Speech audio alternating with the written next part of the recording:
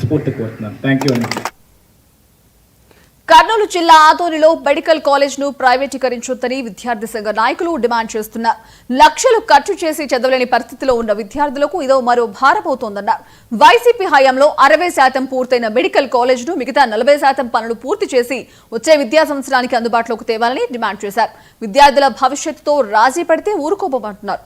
ప్రభుత్వం వెంటనే ప్రైవేటీకరణ ఆలోచనను ఉపసంహరించుకోవాలంటున్న విద్యార్థి సంఘ నాయకులతో మా ప్రతినిధి మస్తాన్ ఫేస్ టు ఫేస్. రాష్ట్ర వ్యాప్తంగా మెడికల్ కాలేజీల ఇష్యూ అయితే నడుస్తుంది. మెడికల్ కాలేజీలు ప్రైవేటీకరణను వ్యతిరేకిస్తూ విద్యార్థి సంఘాలు వ్యతిరేకిస్తున్న పరిస్థితి అయితే కనిపిస్తుంది. మనం ప్రస్తుతం ఆదోని మెడికల్ కాలేజీ దగ్గర ఉన్నాము.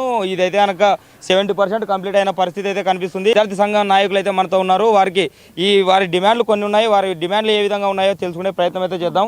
ప్రైవేటీకరణ చేయడం ఎంతవరకు సమంజసం ఉంటుంది? నా పేరు తిరుమలేష్, పీడిఎస్ రాష్ట్ర నాయకుల్ని. ఈరోజు నేను ఏమడుగుతున్నానంటే, గత వైఎస్ఆర్ గవర్నమెంట్లో దాదాపుగా మన 17 మెడికల్ కళాశాలలు తీసుకురావడం జరిగింది రాష్ట్ర ప్రభుత్వం. ఈనాడు కూటమి ప్రభుత్వం అదే 17 కళాశాలలో 10 కళాశాలని మొన్న క్యాబినెట్ మీటింగ్లో ప్రైవేటీకరణ పీపీపీ పద్ధతిలో దీన్ని ప్రైవేటీకరణ చేయడం అనేది చాలా దుర్మార్గమైన విషయం.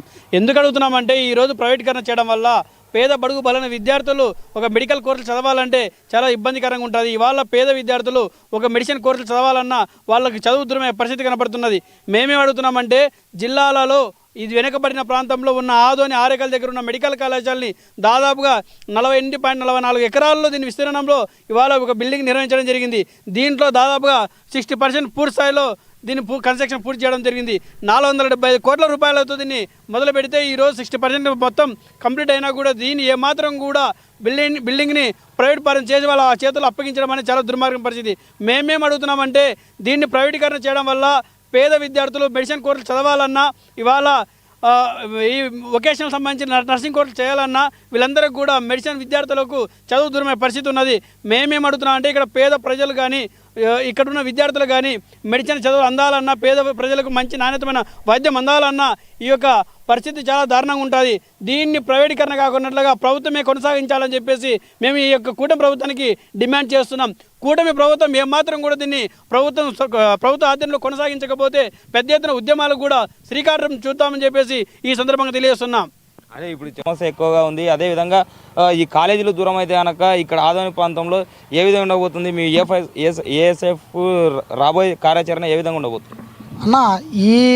ఇక్కడ చూసుకున్నట్లయితే ఈ ఆదోని ప్రాంతంలోన దాదాపు చూసుకున్నట్లయితే వలస నివారణ, ఉపాధి తక్కువే, పరిశ్రమలు లేవు, ఏమీ లేవు. ఈ ప్రాంతంలో ఇక్కడ విద్య వైద్యం అందుతున్న ఉద్దేశంతోన గత వైఎస్ఆర్సీపీ హయాంలోన 475 కోట్లతో ఈరోజు మెడికల్ కాలేజ్ శాంక్షన్ చేయడం జరిగింది.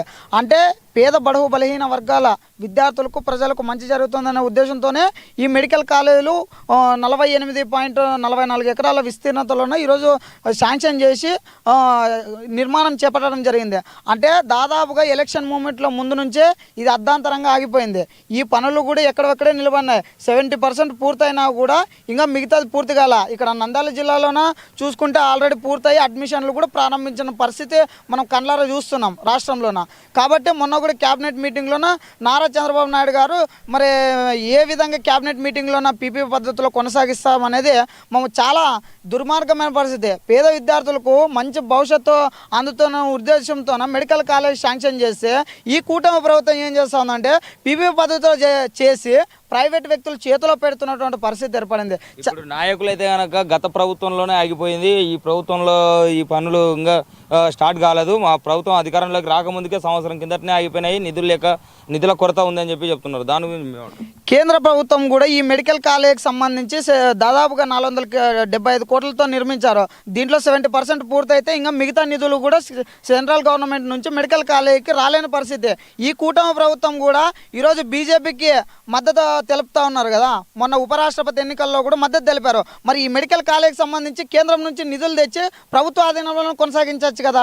ఎందుకు ప్రైవేట్ వ్యక్తుల చేతిలో పెడుతున్నారు అన్న? ఒకసారి ఇది కూడా రాష్ట్ర ప్రజలు ఆలోచన చేయాలా.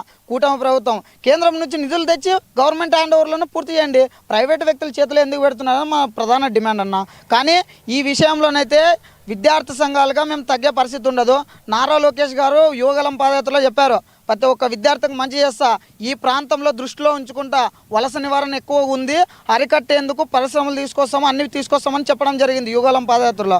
మళ్ళీ అంటే విద్యాశాఖ మంత్రిగా కొనసాగుతున్నారు. మరి విద్యను ప్రోత్సహించేది పోయి ఈరోజు ప్రైవేట్ ఇన్ని కోట్ల రూపాయలతో నిర్మించినటువంటి మెడికల్ కాలేజీని మరి ఈరోజు ప్రైవేట్ వ్యక్తులు చేతిలో పెట్టడం చాలా దారుణమైన పరిస్థితి. నారా లోకేష్ గారు ఈ విషయం పైన తక్షణమే స్పందించాలి. ప్రభుత్వ ఆధీనంలో కొనసాగే విధంగా రాష్ట్ర ముఖ్యమంత్రితో మాట్లాడాలని మేము నారా లోకేష్ గారికి డిమాండ్ చేస్తా ఉన్నాం.